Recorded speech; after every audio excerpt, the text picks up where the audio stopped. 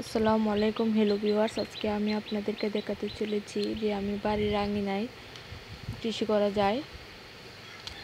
যে পুকুর পাড়ে মাচায় তুলে দেওয়া হয়েছে পুঁইশাক গাছ, সাথে লেবু গাছ আছে।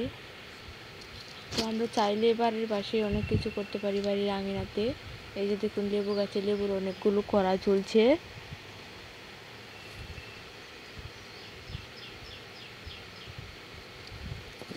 তো আপনারাও চাইলে আপনাদের বাড়ির আঙিনাতে এমন কৃষি করতে পারেন, তাতে সময়ও কাটবে ভালো, তাতে হাতের কাছে অনেক কিছু অনেক সময় পাওয়া যায়। এই যে পুঁইশাক গাছ, পুঁইশাকের ডোকাগুলো কেমন করে দুলছে, দেখতে কিন্তু অনেক সুন্দর লাগছে।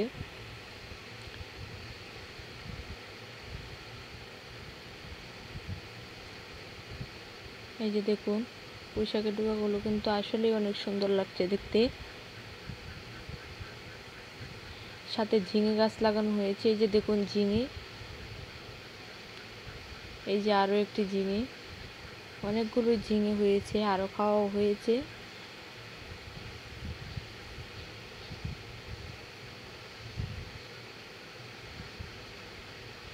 এই যে দেখুন, পুঁইশাক গাছ মাচায় তুলে দেওয়া হয়েছে পুকুর পাড়ে।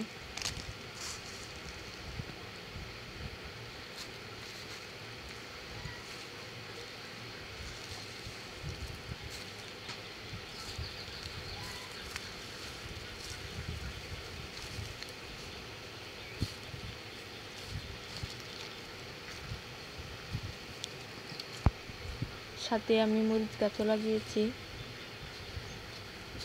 অনেক মরিচ আছে এখনো গাছে, এবং তুলে রান্না করে খাওয়াও হয়েছে, রোদে শুকাতেও দেওয়া হয়েছে পাকা মরিচগুলো। টমেটো গাছও লাগানো হয়েছিল, বাট কিছুদিন আগে মারা গেছে টমেটো গাছগুলা। এখন আপাতত কয়েকটা বেগুন গাছ আছে, সাথে কিছু বেগুনও আছে গাছে।